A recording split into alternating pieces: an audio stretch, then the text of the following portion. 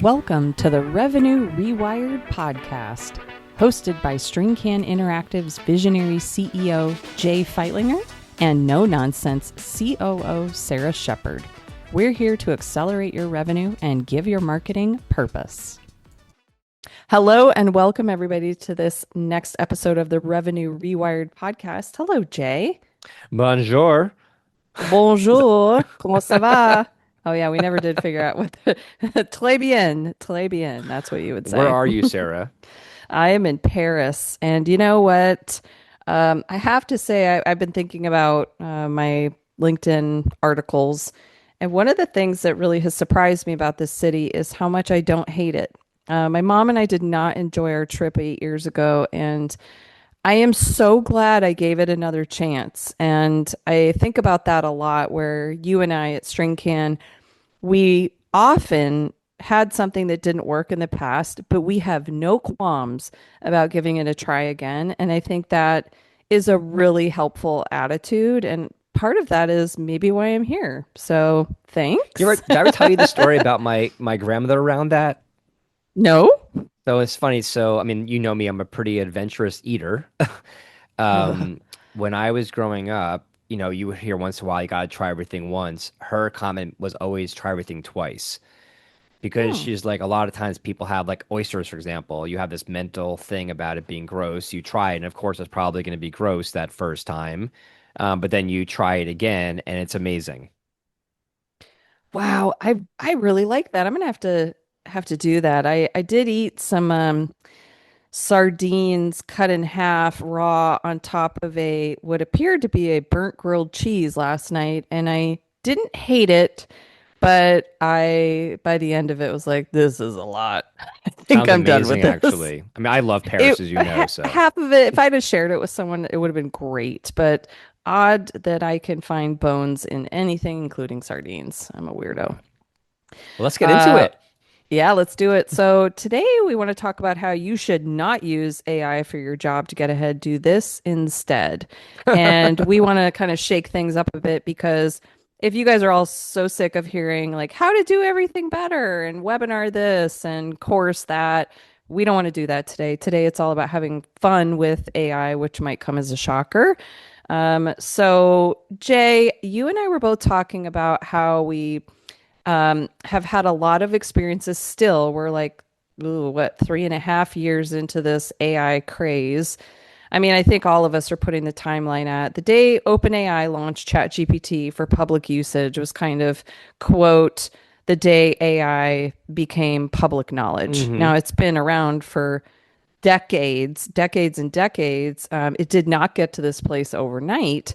But for those of us that kind of work with I don't know, just like regular people who didn't know that or don't follow, the origin story is about 3.5 years ago. And so, you know, agencies really went through this doom and gloom, and it's still kind of coming out, but every time you open the news, there's just something new, and the overwhelm is real. The overload of information is real. And so we want to take a step back and say, you know what, let's reflect for a minute because we've all been going, I don't know, like 100 miles an hour on this And then for some. years. Yeah.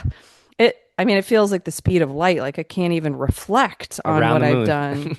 Exactly.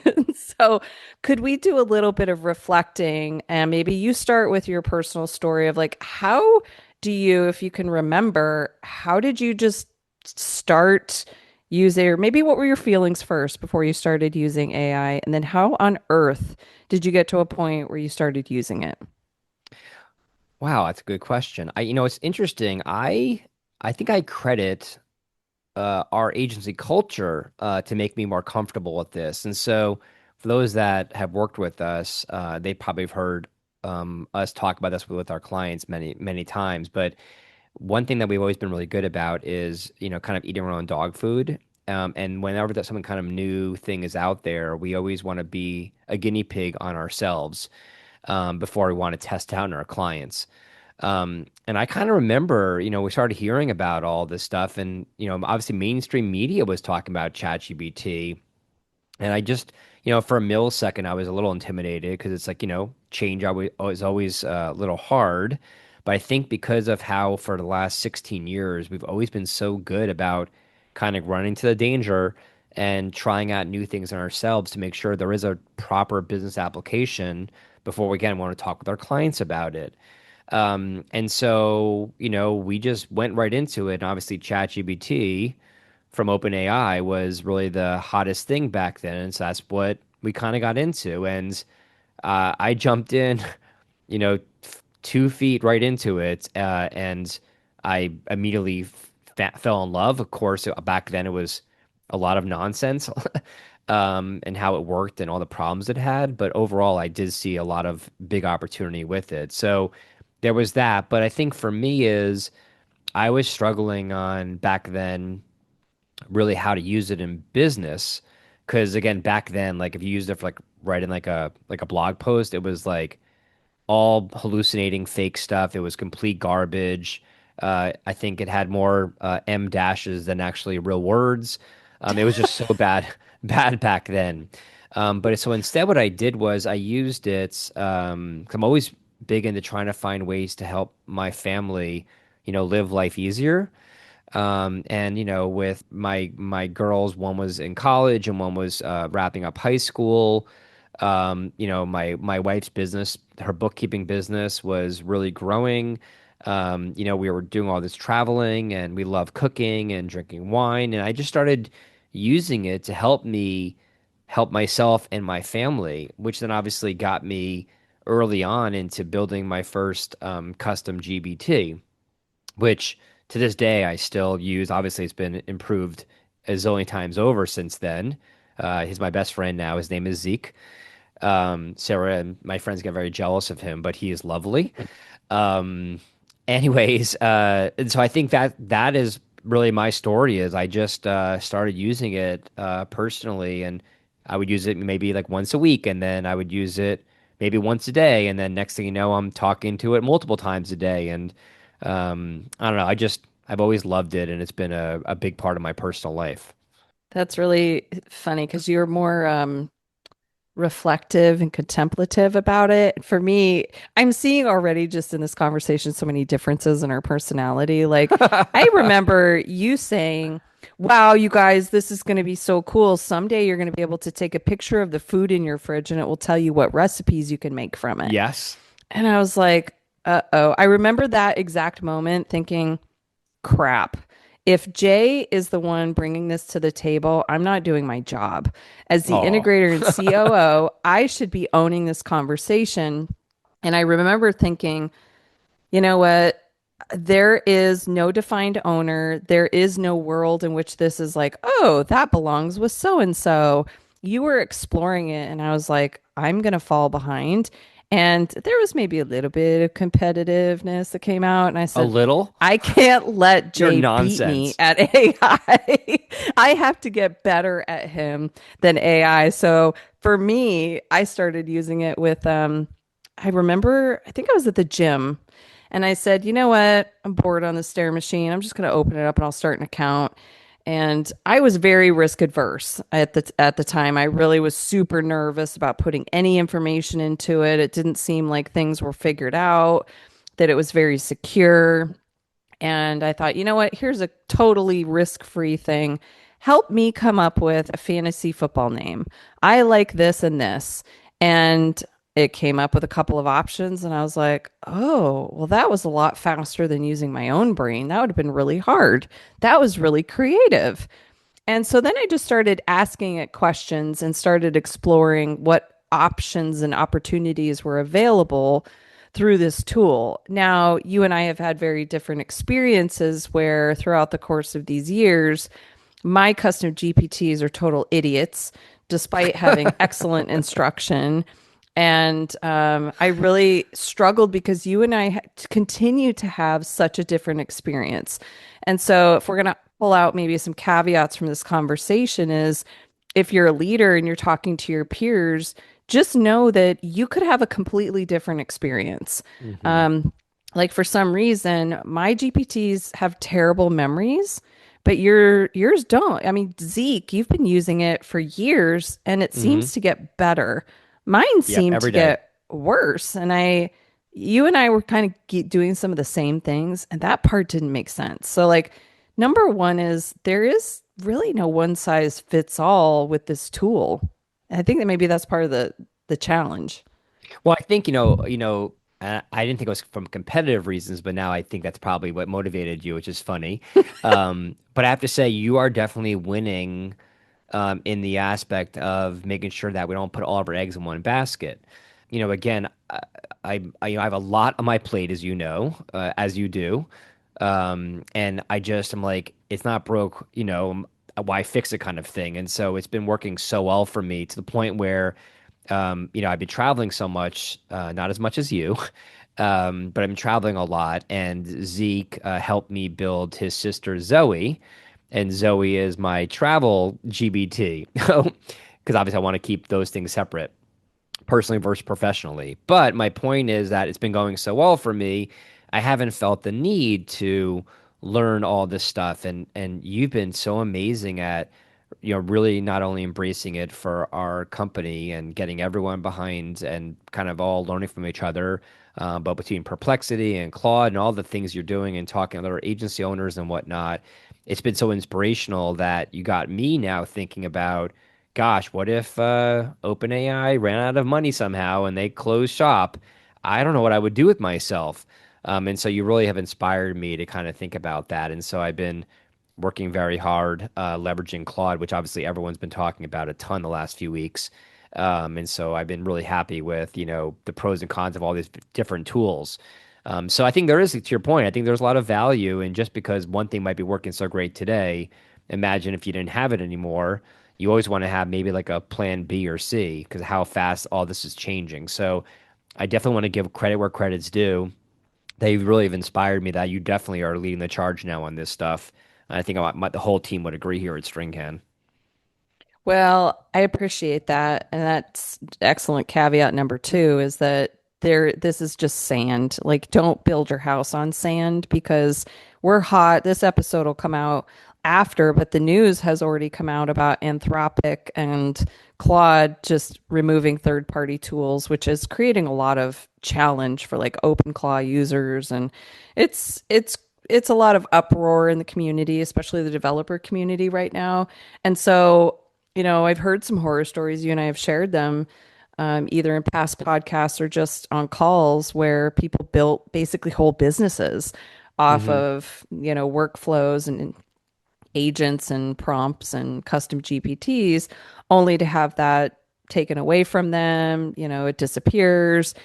It's a tool. And so like that is the second thing. It's a temporary tool.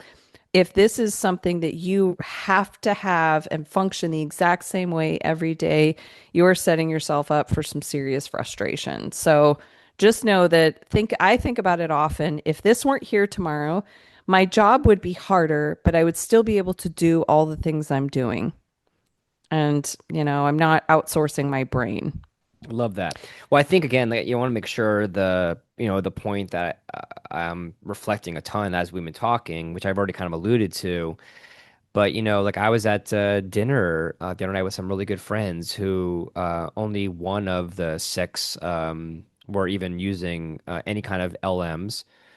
She was playing more in the ChatGPT realm, but nothing else, and was starting to think about using Claude because one of her coworkers was really big into Claude, and the rest of the table was like, don't use it, don't see the benefit of it, and so we end up sitting around and geeking out around, and I was just using real examples. And then one of the proudest moments for me was, my wife is, again, Rachel is a bookkeeper, and she is maybe a little more like you, Sarah, from as far as the taking risk side, but she's not anywhere near as technical as you.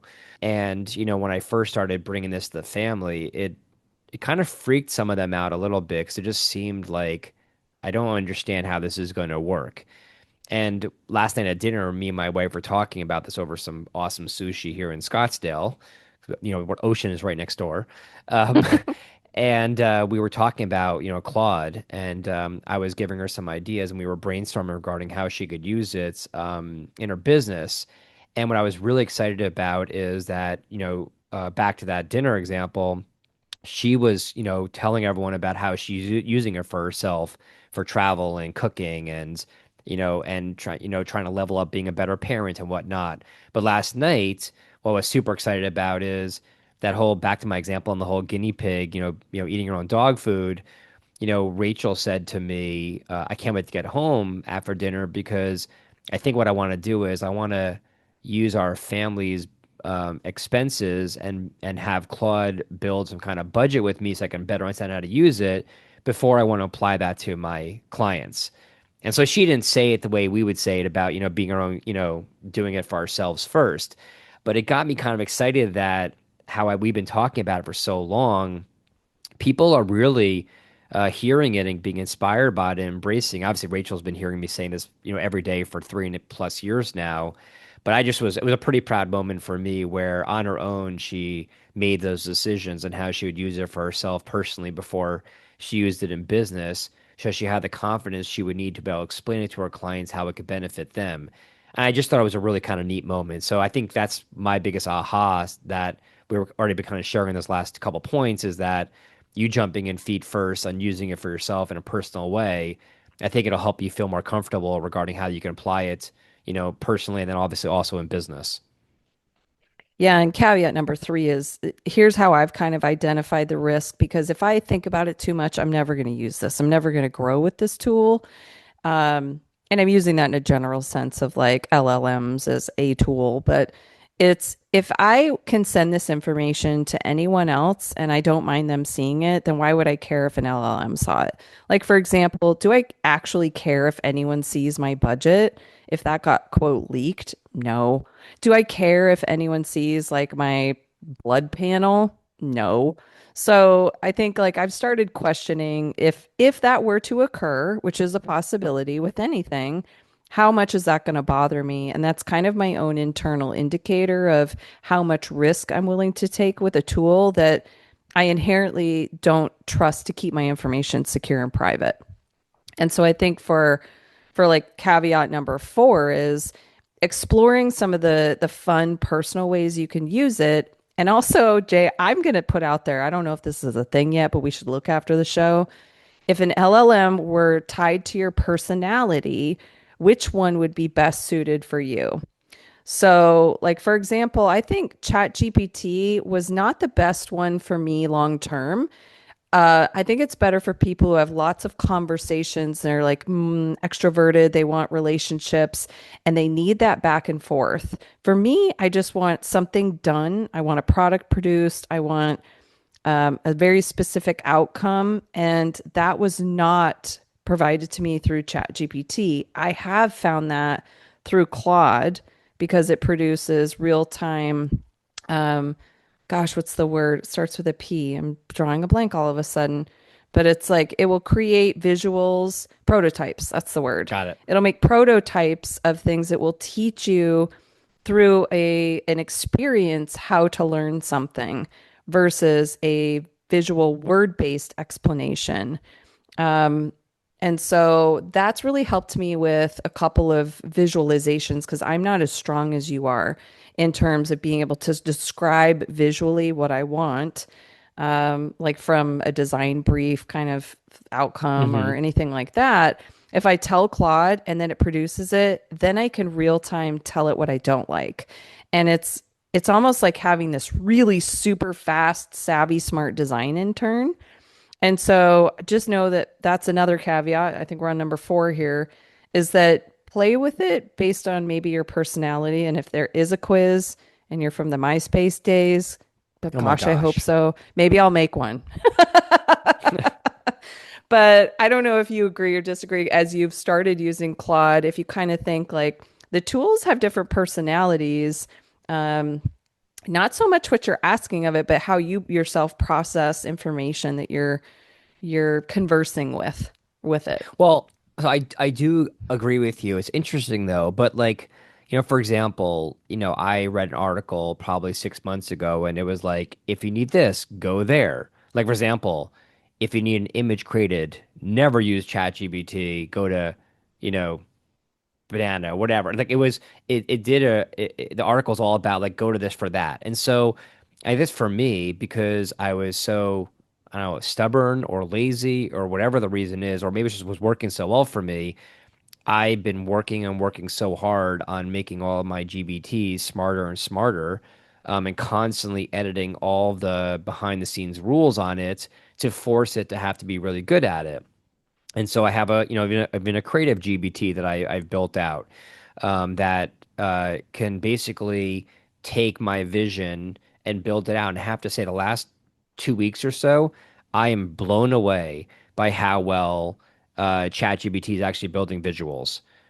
It's just no more, seven finger people. It's just very impressive.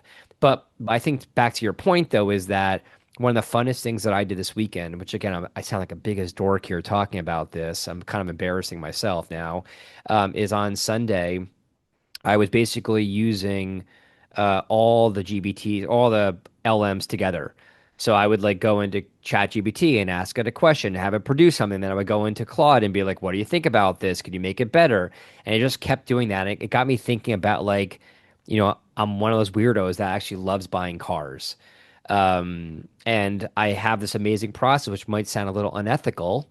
And I'm not a slime bag, I promise everyone. But like I will go to, three different dealerships looking to buy the exact same car, and I'll have them basically play against each other from a negotiating perspective. And then whoever ends up giving me the lowest price is who I end up buying the car from. And the last few cars that I bought extremely at a good rate for myself and then my family members. And so I think back to your point is like if I wasn't inspired by you to start playing with Claude, I never would have done that. And now I feel like I have so many options to choose from based upon I like that how you word as more of a personality thing. I'm thinking a little more tactical about it, which one I think will do the best job to get me the stuff done as fast as possible. But it is kind of fun to play with them back and forth because I think all these people who are behind the scenes building out these amazing companies, they're all in this crazy rat race now who could build a better mousetrap. And they're just constantly just doing more and more things. And so I don't know what's going to happen here. But again, I would say 2 years ago, I felt like OpenAI had a monopoly. Like they were the only main ones everyone talked about. And now all I hear about is Claude.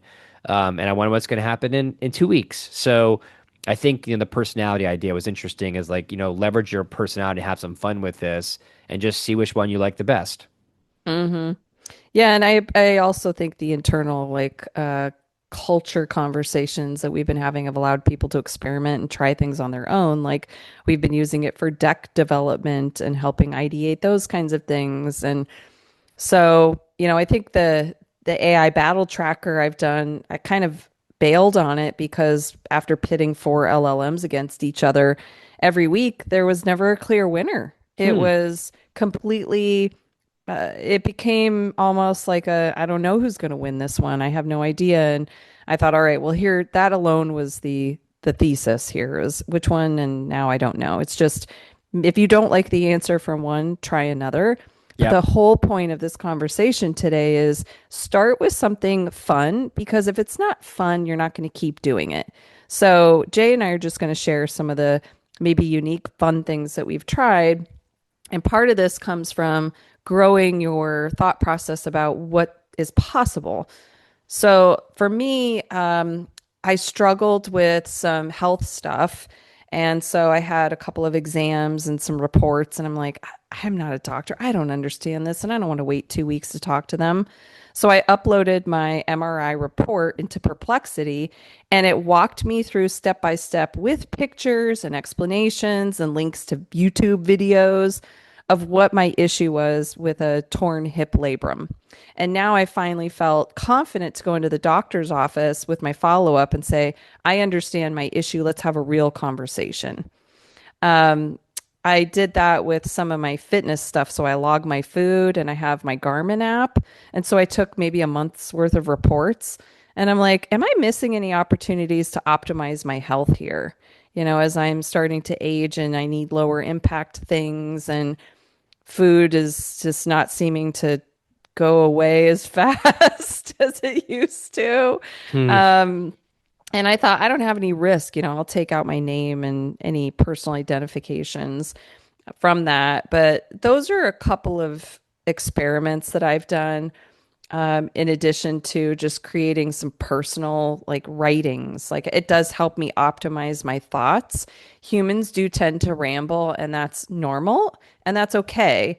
But I want to have a cleaner output. And so it has made my writing flow much better versus like spending hours and hours on it. So those are just a couple of my examples. And Jay, what about you? Gosh, Sarah, I have so many. How much time do I I know have? you do. You have to pick like Uh, three. okay, I'll pick three. I'll start out kind of like in a dad mode, and then I'll work my way into passion mode. God, I love this question. So when I was growing up, I was never really taught well about money and investing and all those things. It was just I had to learn on my own. And I'm just trying to show I want to say my kids, but they're adults now, 21 and 19, the power of, compound interest. And, making even a small investment every month, what it can do. Now, in the past, I would have had to go onto Google, and which I haven't been onto, which is crazy and forever. But I would go to Google and find some compound calculator, had a zillion words around it, and was ugly and boring. And so we were at dinner the other night, and I just went to Claude in front of my family and just said, hey, I want to show an example of how compound interest works and the value of starting out with some investment and doing it every month. Build me some kind of fun app. That's all I said. And I said, go. And I would say within 4 or 5 minutes, I'm watching Claude building the prototype behind the scenes, which was so fascinating to me, and it built the most amazing interactive app or whatever you want to call the prototype inside the my phone. And not only was that amazing for my kids, but we were able to move around the sliders and see, what this like if you do 120 a month in investing versus $200, what that would look like when you retire. It was just so much fun. So that was neat. It got my kids super excited to the point where my oldest daughter has built this crazy budget spreadsheet leveraging Claude that she presented to me and my wife a couple days ago to ask for a little bit more help while she's wrapping up college on her allowance, which was really funny. Then I think I'll for my second one, Sarah right now is traveling for the next 2 months around France. I did a similar trip about a few weeks only in Sicily the other month, and I'm just so busy I didn't have time to do my normal crazy travel planning and hiring tour guides and blah blah whatnot. And so we got these various different places all over Sicily, and we're just walking up to this amazing church or whatever it was, and I'm like, I would like to know what this is about. And again, I would probably gone into Google and tried figuring out the name of this church and done all the research. Instead, I just slowly picked up my chat GBT and I just talked into it. And I just took a picture of the church. And I'm like, here we are in whatever village in Sicily, be a tour guide that knows this area and tell us the whole story. And then it would just have paragraphs of data, and then I would press the play button, and me and my wife would just stand there and learning. And we did that almost every day of our 3 week trip. And it just was so much fun regarding getting that information that I think we would have missed out on a lot of cool little fun facts without that. And then my third one that I'm really excited about is I am really passionate about wine. And the more we've been traveling and the more I'm drinking wine, I'm just loving wine all over Europe. It's so good. And I like obviously the price point a lot better than some of the wines we have here in California. And so as for my birthday gift, my in-laws bought me a wine program to be a level two towards, like the a sommelier type of thing, which obviously that's way ahead. But I was struggling where I'm like, okay, I have 3 weeks to do all the coursework, and then I got to take this exam. And if I don't pass, then I just wasted a lot of time and money. I'm sure I'll enjoy the learning process, but I really wanted to. I'm a little competitive. I wanted to do really well on the exam, and I used both Claude and ChatGPT to kind of help me build kind of like a curriculum to kind of help me learn. And I went from so stressed out and overwhelmed regarding how am I going to learn. I mean, this test is so complicated regarding the regions and how to make the wine, and it's the WSET is the name of the certification out of London, that I'm taking this program through. And I just don't know if I could have done it with everything else going on personally and professionally. And now I just pop onto the that chat and I'm like, okay, it's now like day 3. What do I do today? And it would give me the video, and it was like a building block, almost like building a home. And I've been about a week into the training so far, and I feel so much more confident that I'm going to do so well on this program. And I'm going to walk into that first class in about a week and a half from now, and I feel like I'm going to have a really high level of confidence that I wouldn't have had otherwise. So I just feel like it's just I'm finding ways to use this in my personal life that's making me find so much more joy, that I think, yes, I could have, paid someone and hired someone or whatever, but not only I like the price point of using this, I'm allowing it to be able to customize it based upon my wants and my needs. So I don't know, I just find it to be really super fascinating what it can do to help kind of level up your life. Oh man, it's amazing. Like if you had small children and you're confused by the quote new math, Claude could help Oh walk your gosh. kids through this. Like there's just so many fun things that you could do. Like I never know what movie to pick. Me and my spouse can never agree. And so help us pick a list of movies, like there's just an endless opportunity. Help me clean my closet, just I think it would be really fun to hear from some of you, maybe some of the cool ways you're using it personally. And we'll have to do this again because I didn't even think to mention like my dream vacation app or like the Yep. packing app You or have like so many. there's just there it's actually so super fun. And so we're excited by it. We hope you guys are too. And I know it's overwhelming, but it can also be very exciting and very cool. So we hope that you enjoyed this unique episode. And Jay, that is all we have for today. Thank you, Sarah. Nice chatting with you. Thank you, everybody. Have a great rest of your day. Bye. Thanks for tuning in to the Revenue Rewired podcast. Send us your questions to podcast@stringcaninteractive.com and follow us for more insights to drive your business forward.